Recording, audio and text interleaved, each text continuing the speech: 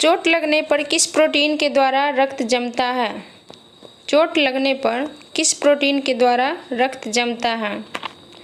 तो इसका आंसर हो जाएगा फाइब्रोनोजेन।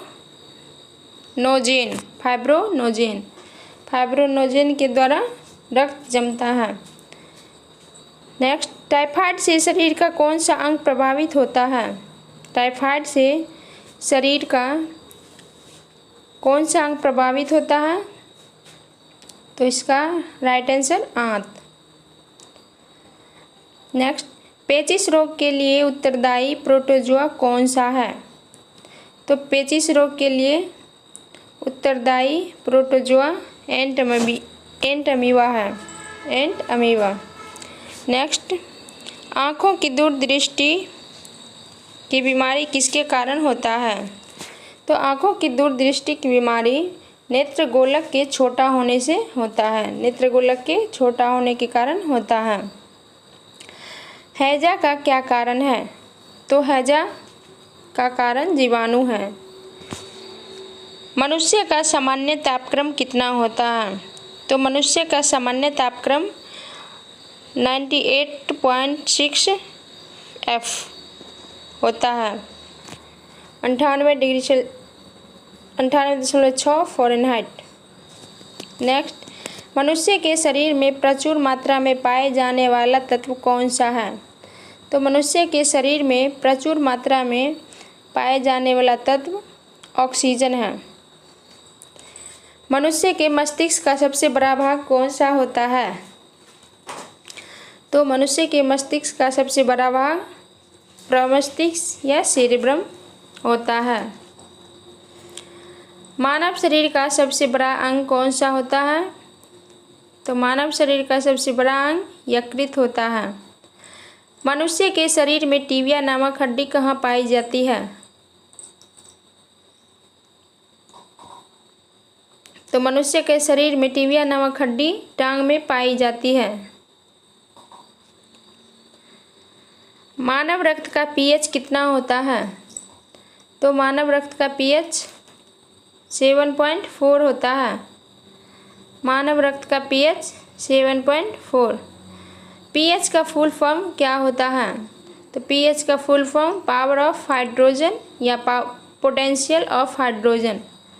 पावर ऑफ हाइड्रोजन या पोटेंशियल ऑफ हाइड्रोजन होता है। मनुष्य में रक्तचाप किस ग्रंथि के द्वारा नियंत्रित होता है? मनुष्य में रक्तचाप एड्रीनल ग्रंथि के द्वारा नियंत्रण होता है। मनुष्य के शरीर में सबसे छोटी हड्डी कौन सी होती है? तो मनुष्य के शरीर में सबसे छोटी हड्डी स्टेपिस होती है। बुढ़ापे में कौन सी ग्रंथि लुप्त हो जाती है? बुढ़ापे में थाइमस ग्रंथि लुप्त हो जाती है। थाइमस ग्रंथि। मनुष्य के शरीर में सबसे बड़ी हड्डी कौन सी होती है? तो मनुष्य के शरीर में सबसे बड़ी हड्डी फीमर की होती है। मनुष्य के रक्त में कौन सा धातु पाया जाता है? मनुष्य के रक्त में कौन सा धातु पाया जाता है?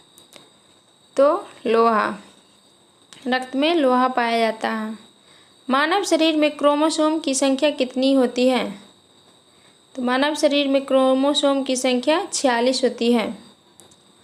बच्चों को किस रोग के प्रति प्रतिरक्षित करने के लिए डीपीटी को अंतःपेशीय रूप से दिया जाता है? बच्चों को किस रोग के प्रति प्रतिरक्षित करने के लिए डीपीटी का टीका अंतःपेशीय रूप से दिया जाता है? तो ये काली खांसी के लिए दिया जाता है डीपीटी का टीका। मलेरिया किसके द्वारा एक व्यक्ति से दूसरे व्यक्ति तक अंतरित किया जाता है? तो मलेरिया एनोफिलिस मच्छर के द्वारा एक व्यक्ति से दूसरे व्यक्ति तक अंतरित किया जाता है। मानव शरीर की सबसे बड़ी कोशिका क्या है? तो मानव शरीर की सबसे बड़ी कोशिका तंत्रिका कोशिका है। मानव शरीर का रक्त बैंक किसे कहते हैं? तो मानव शरीर का रक्त बैंक प्लीहा को कहते हैं। मनुष्य के शरीर में सबसे छोटी ग्रंथि कौन सी होती है? तो मनुष्य के शरीर में सबसे छोटी ग्रंथि पिट्यूटरी ग्रंथि होती है। इसे ही मास्टर ग्रंथि या पीयूष ग्रंथि कहते हैं। मानव शरीर में जल की मात्रा कितनी होती है?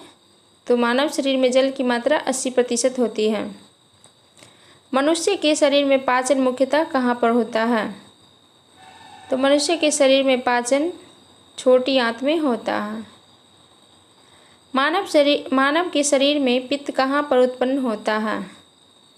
तो मानव के शरीर में पित्त यकृत में उत्पन्न होता है, यकृत में। मनुष्य में कौन सा रक्त सर्वदाता रुधिर वर्ग कहलाता है? मनुष्य में कौन सा रक्त सर्वदाता रुधिर वर्ग कहलाता है? तो ये हो जाएगा ओ रक्त सर्वदाता रुधिर वर्ग कहलाता है। मनुष्य में कौन सा रक्त सर्वग्राही रक्त समूह कहलाता है? तो सर्वग्राही रक्त समूह AB को कहा जाता है।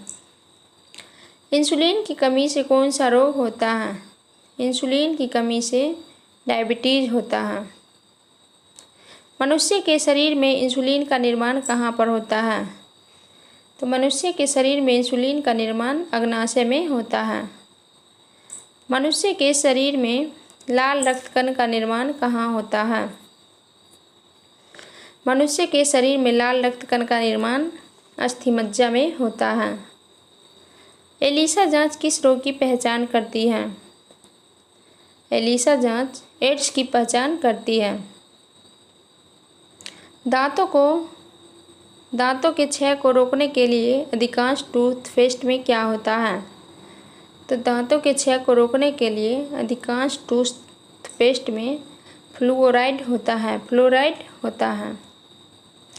मनुष्य में सामान्य तौर पर रक्त मात्रा कितने लीटर पाई जाती है?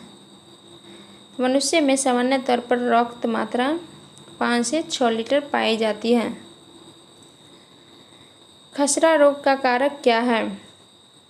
तो खसरा रोग का कारक विषाणु है। कैंसर के उपचार में किसका प्रयोग किया जाता है? तो कीमोथेरेपी। शरीर के किस अंग की खराबी से मधुमेह रोग का प्रकोप होता है? शरीर के किस अंग की खराबी से मधुमेह रोग का प्रकोप होता है? तो पैनक्रिया की खराबी से मधुमेह रोग का प्रकोप होता है। म्यादी ज्वर किस कारण से होता है? तो म्यादी ज्वर जीवाणु से होता है। डेंगू बुखार किस रोगवाहक द्वारा संचरित होता है? डेंगू बुखार एडीज एजिप्टी द्वारा संचरित होता है। कौन सी बीमारी पानी द्वारा नहीं होती है? तो फ्लू पानी द्वारा नहीं होती है। पोलियो क्या है? पोलियो एक वायरस है। निमोनिया रोग मानव शरीर के किस अंग को ग्रसित करता है? निमोनिया रोग मानव शरीर को फेफड़ा को ग्रसित करता है। मादा क्यूलेक्स मच्छर किस रोग का वाहक है? मादा क्यूलेक्स मच्छर फाइलेरिया का वाहक है। विल्सन एक आनुवांशिक विकार है जिसमें अत्यधिक मात्रा में शरीर में संचित होता है। तो तांबा संचित होता है, अधिक मात्रा में तांबा संचित होता है। पीलिया किसके संक्रमण के कारण होता है?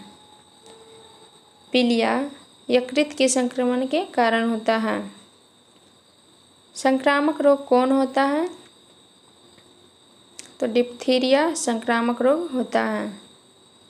शरीर के अंदर लौह की कमी से उत्पन्न होने वाला रोग कौन सा है?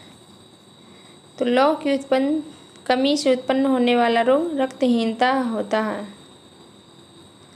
विषाणु जनित रोग कौन सा है? विषाणु जनित रोग खसरा को कहते हैं। चेचक होने का क्या कारण है? तो चेचक होने का कारण वेरियोला वायरस है। Variola virus. किस तत्व की कमी के कारण घेंघा रोग हो जाता है? तो आयोडीन की कमी से घेंघा रोग हो जाता है। संक्रामक रोग कौन नहीं है? मधुमेह संक्रामक रोग नहीं है। कालाजार का संचार किससे होता है? तो कालाजार का संचार सिकता मक्खी से होता है। चेचक के लिए पहला टीका किसने खोजा था? चेचक का पहला टीका एडवर्ड जेनर ने खोजा था। हेपेटाइटिस किसके कारण होती है? हेपेटाइटिस वायरस के कारण होती है। कौन सी बीमारी सामान्यतः मच्छरों द्वारा फैलती है? मलेरिया मच्छर द्वारा फैलती है। स्कर्वी रोग के इलाज में कौन उपयोगी है? स्कर्वी रोग के इलाज में आंवला उपयोगी है। एड्स होता है विषाणु से, एड्स विषाणु से होता है। मानव गुर्दे में पथरी किसकी वजह से बनती है? मानव गुर्दे में पथरी किसकी वजह से बनती है? तो कैल्शियम ऑक्जेलेट की वजह से बनती है। सरल गलगंड किसको प्रभावित करने वाली बीमारी है? तो सरल गलगंड थायराइड ग्रंथि को प्रभावित करने वाली बीमारी है। संचारक बीमारी कौन है? संचारक बीमारी खसरा। काली मौत किसे कहते हैं? काली मौत प्लेग को कहते हैं। डेंगू बुखार के कारण मानव शरीर में किसकी कमी हो जाती है? तो डेंगू बुखार के कारण मानव शरीर में प्लेटलेट्स की कमी हो जाती है। कौन सा जल जनित रोग है? तो जल जनित रोग हैजा। नवजात बच्चों के लिए सबसे आदर्श भोजन क्या है? तो नवजात बच्चों के लिए सबसे आदर्श भोजन दूध। बहुऔषधीय चिकित्सा किसके संक्रमण के लिए है? तो बहुऔषधीय चिकित्सा कोढ़ के संक्रमण के लिए है। किसकी पहचान विडाल परीक्षण से की जा सकती है? तो टाइफाइड की पहचान विडाल परीक्षण से की जा सकती है। अधिरक्त स्राव क्या है? अधिरक्त स्राव एक आनुवांशिक विकार है। HIV क्या है? एक विषाणु रोग है। HIV विषाणु रोग है। कालाजार क्या है? एक संक्रामक रोग है। कालाजार एक संक्रामक रोग है। एड्स देने वाले वायरस की पहचान किस वर्ष हुई थी? तो एड्स देने वाले वायरस की पहचान 1981 में हुई थी। कौन सा रोग केवल वंशानुगत संचारित है? हीमोफीलिया। हीमोफीलिया वंशानुगत संचारित है। मलेरिया मादा एनाफिलीज से फैलता है। इसकी खोज सबसे पहले किसने की थी? तो इसकी खोज सबसे पहले रोनाल्ड रॉस ने किया था। कौन सा रोग विषाणुओं के कारण नहीं होता है? तो टाइफाइड विषाणुओं के कारण नहीं होता है। BCG का टीका कितनी उम्र में लगाया जाता है? BCG का टीका नवजात शिशु को लगाया जाता है। रेबीज क्या है? रेबीज विषाणु जनित रोग है। प्लेग किससे फैलता है? प्लेग जीवाणु से फैलता है। कौन सा रोग कवक के कारण होता है? कवक के कारण त्वचा का प्रदाह होता है। थैलासेमिया एक वंशानुगत बीमारी है जो कि प्रभावित करती है खून को। थैलासेमिया एक वंशानुगत बीमारी है जो कि प्रभावित खून को करती है। निमोनिया किसके सूजन के कारण होता है? निमोनिया फेफड़ा में सूजन के कारण होता है। आयोडीन युक्त नमक उपयोगी होता है क्योंकि यह थायराइड ग्रंथि का नियंत्रण करता है।